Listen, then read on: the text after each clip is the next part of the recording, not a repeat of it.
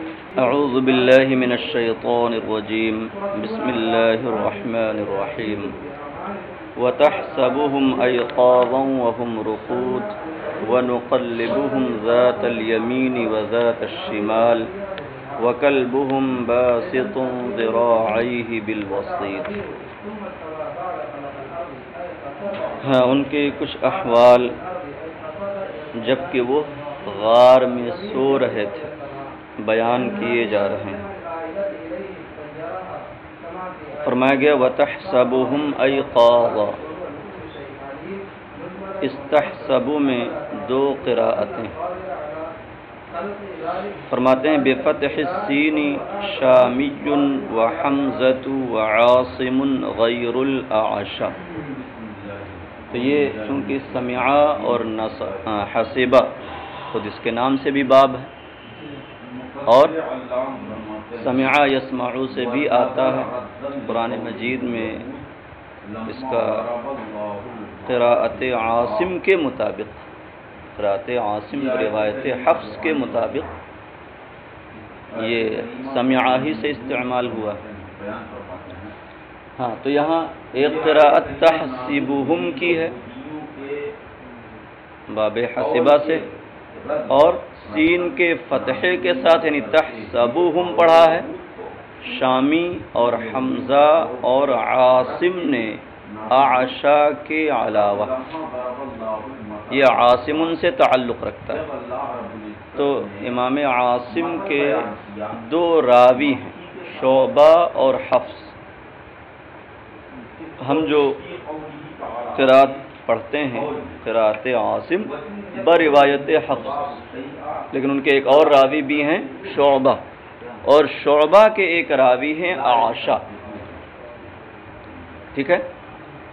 تو اعشا کے علاوہ جو روات عاصم سے ہیں وہ تحسبہم پڑھتے ہیں، لیکن اعشا اور بقیہ قرہ جو بچے جن کا نام نہیں آیا وہ سب کیا ہے؟ تحسبہم پڑھتے ہیں سین کے کسرے کے ساتھ۔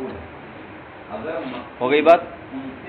ہاں، تو ترجمہ یوں کیجئے، سین کے فتحے کے ساتھ پڑھا ہے شامی اور عاصم نے، اور اعشا کے علاوہ عاصم کی قرات میں۔ وَهُوَ خِطَابٌ لِكُلِّ أَحَدٍ، یہاں تحسبو میں خطاب کس کو ہے؟ تو یہاں بھی وہی ہے کہ غیر معین کو خطاب ہے، خطاب ہر ایک کو ہے، جو بھی خطاب کی صلاحیت رکھتا ہے اسے خطاب کیا جا رہا ہے۔ تحسبہم ایقاظا وہم رقود، کہ اے مخاطب تو انہیں جاگتا گمان کرے گا حالانکہ وہ سوئے ہوئے ہیں۔ ایقاظ کہتے ہیں یہ یقظ یا یقوظ کی جمع ہے، ٹھیک ہے؟ بیدار کے معنی میں آتا ہے۔ وہم رقود، واو حالیہ ہے، اور رقود راقد کی جمع ہے، جیسے راکع کی جمع رکوع، ساجد کی جمع سجود آتی ہے، ویسے راقد کی جمع کیا ہے؟ رقود بمعنی نیام، حالانکہ وہ سوئے ہوئے۔ قیل عیونہم مفتحۃ وہم نیام فیحسبہم الناظر لذلک ایقاظا، تو ایسا کیوں کہ وہ سو رہے ہیں پھر بھی دیکھنے والا کیا انہیں بیدار گمان کرے گا، جاگتا سمجھے گا؟ تو کہا گیا ہے کہ ان کی آنکھیں کھلی ہوئی تھیں حالانکہ وہ سو رہے تھے، بس اس وجہ سے دیکھنے والا ان کو بیدار اور جاگتا گمان کرتا۔ بات ہو گئی؟ وَنُقَلِّبُهُمْ ذَاتَ الْيَمِينِ وَذَاتَ الشِّمَالِ، اور ہم ان کو دائیں اور بائیں کروٹ دیتے ہیں۔ سو رہے ہیں اور جیسے سوتا آدمی کیا ہے کروٹیں لیتا رہتا ہے، ویسے ان کے لیے بھی کروٹیں تھیں، اور ہم انہیں کروٹ دیتے ہیں دائیں طرف اور بائیں طرف۔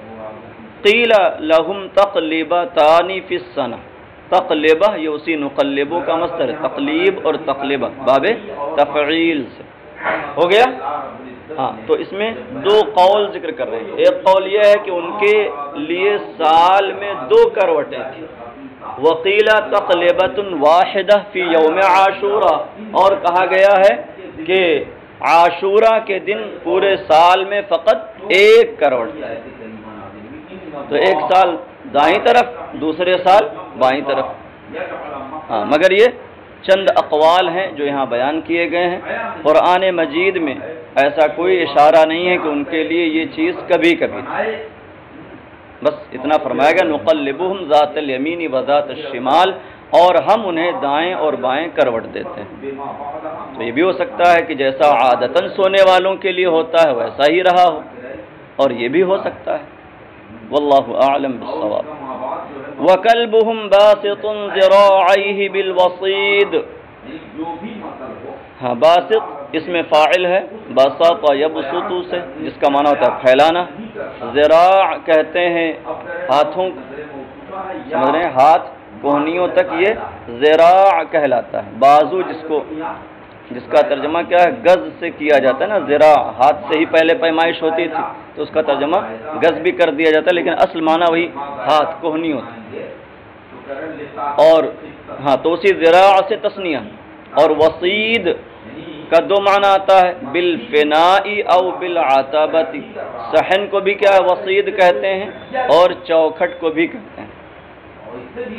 تو ان کے غار کے سامنے جو صحن تھا، میدان تھا، وہ مراد ہے، یا غار کے دروازے پر جو چوکھٹ کا حصہ تھا؟ وہاں کوئی چوکھٹ تو لگی نہیں تھی، تو ایک غار ہے نا، وہاں دروازہ اور چوکھٹ کا وہ معنی تو نہیں جو ہمارے عرف میں ہے. یہاں مراد کیا ہے اس کا جو منہ ہے وہی باب ہے، وہی دروازہ ہے، اور اس کا جو نچلا حصہ ہے جہاں چوکھٹ لگائی جاتی، اگر لگائی جاتی، وہی کیا ہے چوکھٹ کہہ کر کے مراد ہوتی. ہاں وَكَلْبُهُمْ بَاسِطٌ ذِرَاعَيْهِ بِالْوَصِيدِ. اور ان کا کتا صحن میں یا چوکھٹ پر اپنے ہاتھوں کو پھیلائے. باسط یہ عمل کر رہا ہے، ذراعی ہے اسی وجہ سے منصوب ہے. ٹھیک. قرآن کے نزول کے وقت یہ بات تو ماضی ہو چکی ہے نا، یہ تو پہلے کا قصہ بیان ہو رہا ہے. تو گویا کہ باسط اس میں فاعل کیا ہے ماضی کے معنی میں، اور اس میں فاعل کے عمل کرنے کے لیے شرط ہے کہ وہ حال یا استقبال کے معنی میں ہو. ماضی کے معنی میں ہو تو عمل نہیں کرتا ہے، اور یہاں عمل پایا جا رہا ہے تو آگے تعویل کر رہے ہیں، توجیہ اس کی بیان کر رہے ہیں. حکایت و حال ماضیہ، کہ یہ حال ماضیہ کی حکایت. حکایت حال ماضیہ کا مطلب کیا ہوتا ہے کہ ماضی میں جو بات ہو چکی تو اس وقت وہ حال، اس وقت تو وہ حال تھی نا، سمجھ رہے ہیں. تو اس وقت کی صورت مخاطب کے سامنے پیش کرنے کے لیے، تاکہ اسے لگے کہ بس ابھی یہ ہو رہا ہے. سمجھ رہے ہیں، ایسا کرتے ہیں کہ ماضی کو حال سے تعبیر کر دیتے ہیں. ٹھیک. بہت سارے واقعات ایسے بیان ہوتے ہیں اور اس میں کیا ہے قصہ ماضی کا ہے اور بیان ہو رہا ہے حال سے. سمجھ رہے ہیں. حضرت امام حسین میدان جنگ میں تشریف لاتے ہیں، کشتوں کے کشتے لگاتے چلے جاتے ہیں، تو یہ حکایت حال ماضیہ کہلاتا ہے. تو حکایت حال ماضیہ اس کو بنانے کی کیوں ضرورت پیش آئی؟ تاکہ اس کا عمل درست ہو سکے. تو کہہ رہے ہیں حکایت و حال ماضیۃ، یہ باسط اس میں فاعل حال ماضیہ کی حکایت ہے. اور یہ حکایت کیوں ماننا پڑا؟ لأن اسم الفاعل لا يعمل اذا كان في معنى الماضی، اس لیے کہ اس میں فاعل عمل نہیں کرتا جب وہ ماضی کے معنی میں ہو. بات ہو گئی.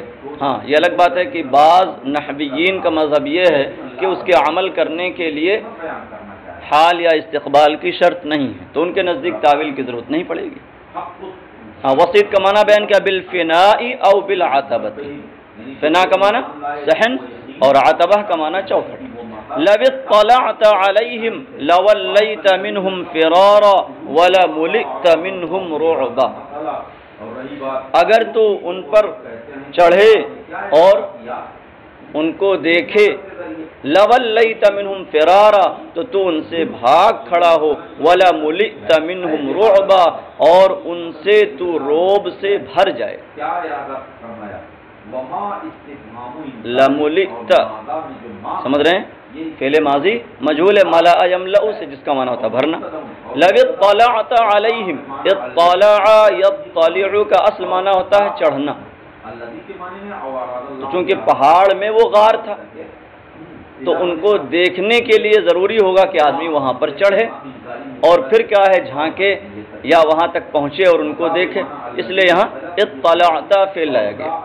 لو اشرفت علیہم فنظرت الیہم، اشرف یشرف کا معنی بھی بلندی پر جانا، اگر تو ان پر چڑھ کر انہیں دیکھے لولیت منہم فرارا تو تو ان سے بھاگ جائے۔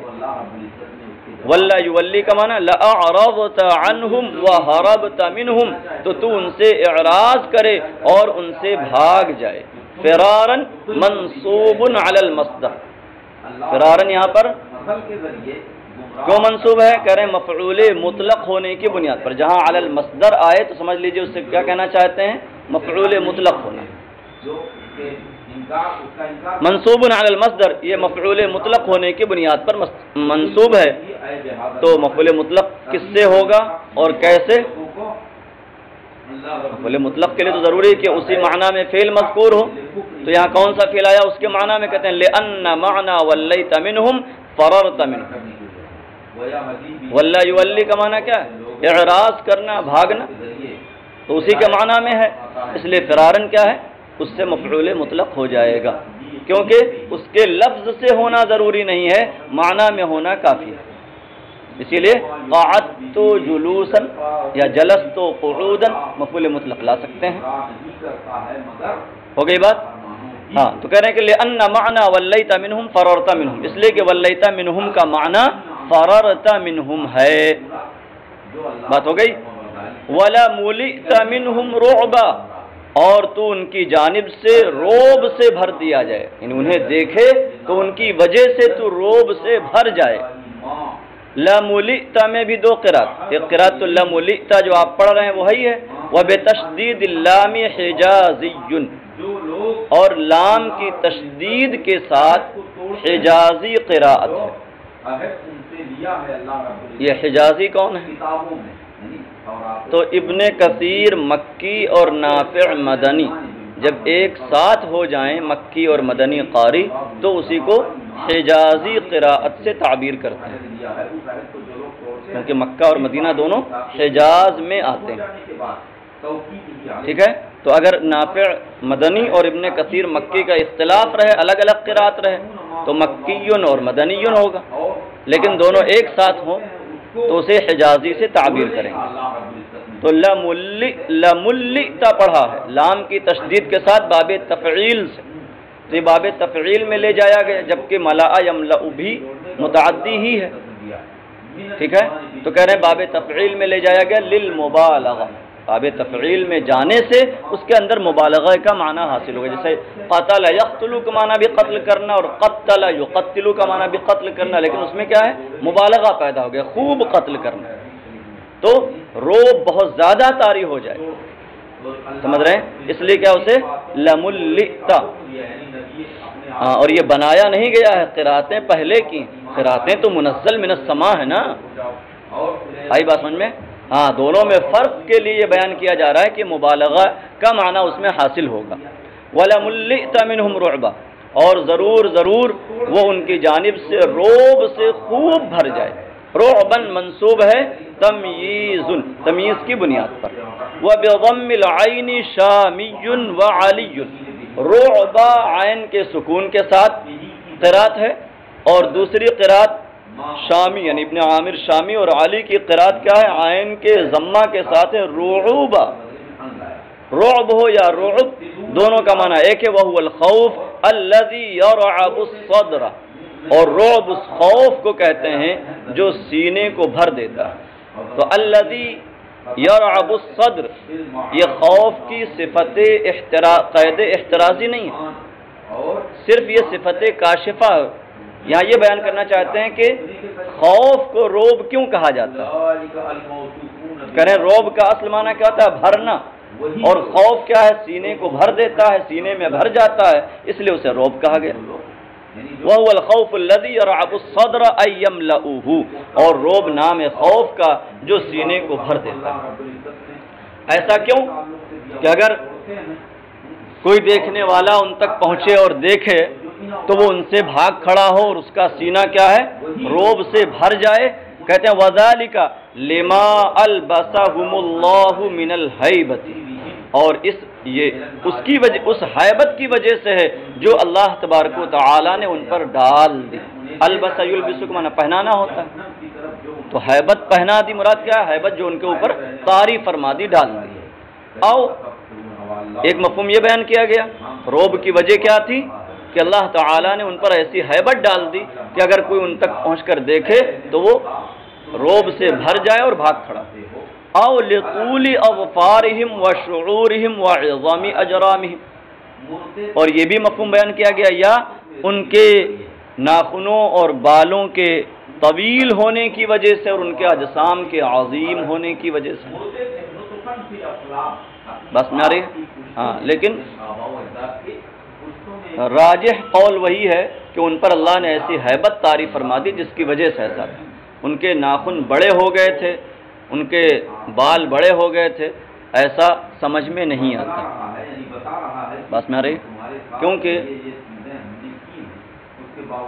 ان لوگوں کا اٹھنا پھر آپس میں گفتگو کرنا آگے بیان ہو رہا ہے، اگر ان کی حالت متغیر ہو گئی ہوتی تو اس کا بھی کچھ نہ کچھ ذکر ضرور ہوتا، کیونکہ یہ بھی نشانیوں میں سے ایک نشانی تھی، مگر اس کا کوئی ذکر قرآن مجید میں نہیں فرمایا گیا۔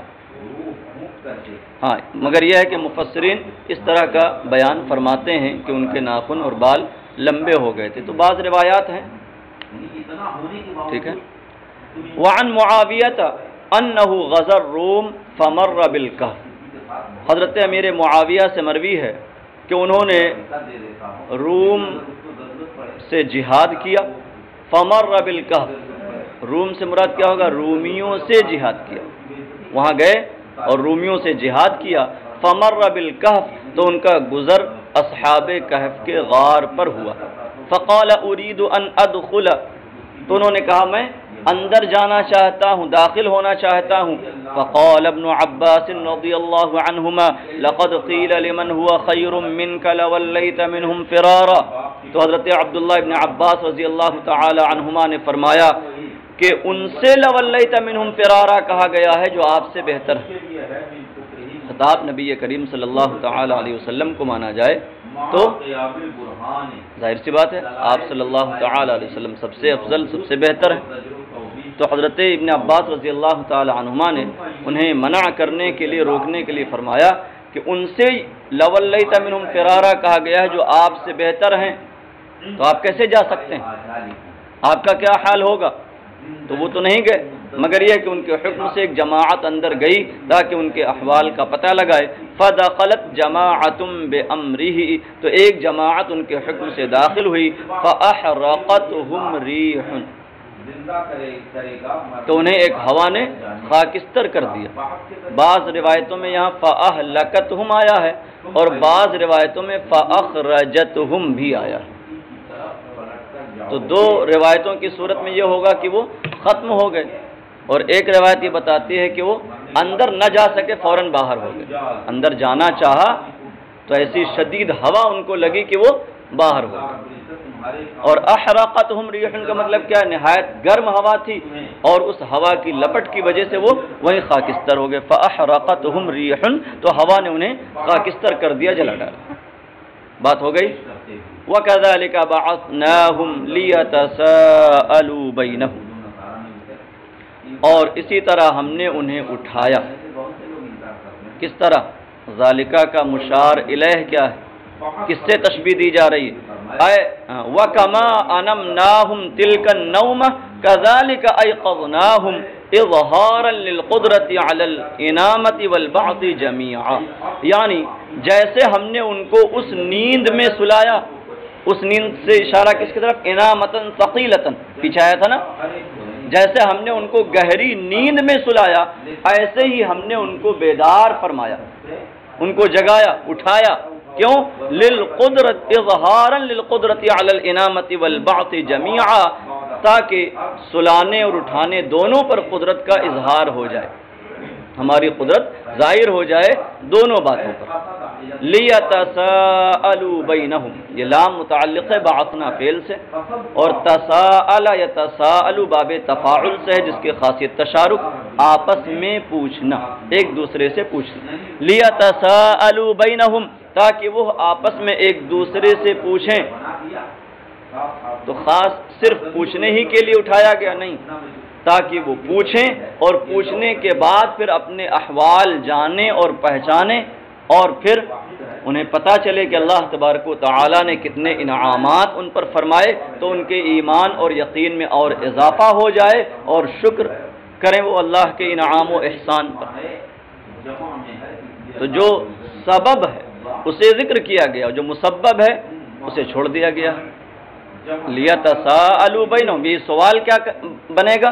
باعث بنے گا ان کے اپنے احوال کو جاننے کا، اور پھر کیا ہے؟ اللہ کی قدرت کو پہچاننے کا، عبرت حاصل کرنے کا، اور اللہ کے شکر کرنے کا، تاکہ وہ آپس میں ایک دوسرے سے پوچھیں۔ لیسأل بعضهم بعضا، یہ تساؤل کا معنی بیان کیا۔ وَيَتَعَرَّفُوا حَالَهُمْ، اب اسی پر معطوف کر رہے ہیں، تاکہ وہ ایک دوسرے سے پوچھیں اور اپنا حال پہچانیں۔ وَمَا صَنَعَ اللَّهُ بِهِمْ، اور اسے جانیں جو اللہ نے ان کے ساتھ کیا۔ فَيَعْتَبِرُوا وَيَسْتَدِلُّوا عَلَى عِظَامِ قُدْرَةِ اللَّهِ تَعَالَى، بس وہ عبرت حاصل کریں اور اللہ کی عظیم قدرت پر استدلال کریں۔ وَيَزْدَادُوا يَقِينًا، اور اپنے یقین و ایمان میں اور بڑھ جائیں۔ وَيَشْكُرُوا مَا أَنْعَمَ اللَّهُ بِهِ، اور اللہ نے جو ان کے ساتھ احسان فرمایا اس پر شکر کریں۔ ہو گیا؟ ان پر جو اللہ نے احسان فرمایا اس کا شکر ادا کریں۔ قال قائل منهم، اب تساؤل بیان ہو رہا ہے، آپس میں انہوں نے سوال کیسے کیا؟ قال قائل منهم کم لبثتم، ان میں سے ایک کہنے والے نے کہا تم کتنا ٹھہرے۔ ٹھیک ہے؟ قائل منهم، یہ قائل کون تھا؟ کریں رئیسهم، جس کو انہوں نے اپنا سردار مانا تھا۔ اس نے پوچھا کم لبثتم، اے کم مدتن لبثتم، کتنی مدت تم ٹھہرے۔ ٹھیک ہے، آگے تفسیر کر رہے ہیں کم مدت لبثکم، چونکہ یہاں فعل کے طور پر نہیں بلکہ اسے کیا بنا دیا؟ مصدر کی تعویل میں کر دیا ہے۔ تو مضاف مدت جو یہاں پر کم کے ساتھ ہم ظرف بنا رہے تھے، اب وہ یہاں پر کیا ہے؟ مبتدا کی طرف آ جائے گا۔ کم مدت لبثکم، تمہارے ٹھہرنے کی مدت کتنی ہے؟ کتنا ٹھہرے؟ قالوا لبثنا یوما او بعض یوم، انہوں نے کہا کہ ہم ایک دن ٹھہرے یا دن کا کچھ حصہ، یعنی پورا دن بھی نہیں۔ جواب مبنی علی غالب الظن، ان کا یہ ایسا جواب ہے جو غالب ظن پر مبنی ہے۔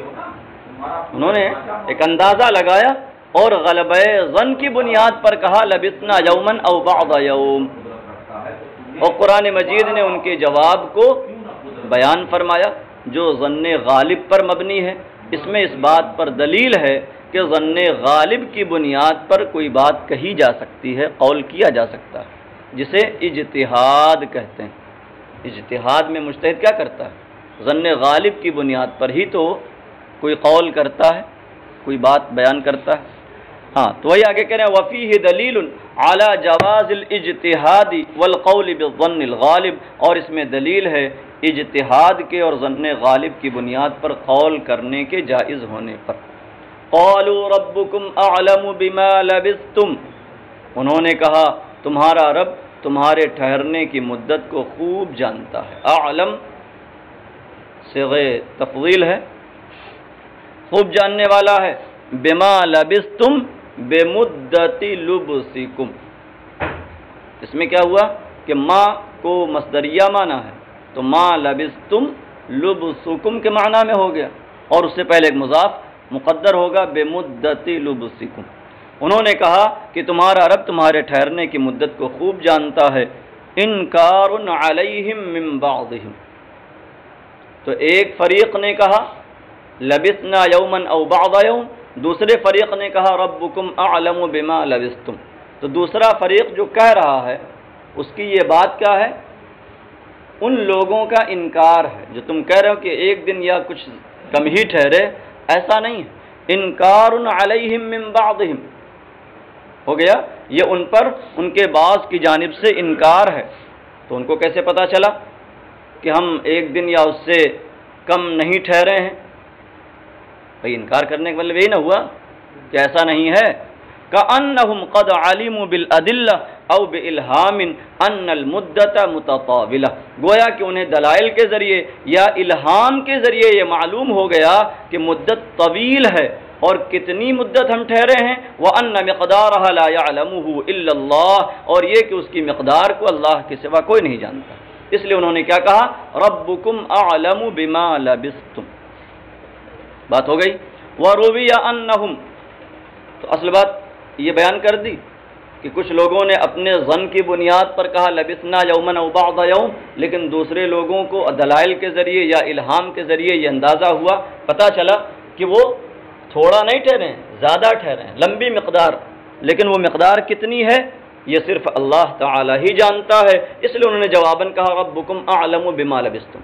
یہاں پر ایک روایت بیان کر رہے ہیں جس میں دونوں فریق کی باتوں کی وجہ کا ذکر ہے کہ ان لوگوں نے لبثنا یومن او بعض یوم کیوں کہا اور انہوں نے ربکم اعلم بما لبثتم کیوں کہا، ان کا انکار کیوں کیا۔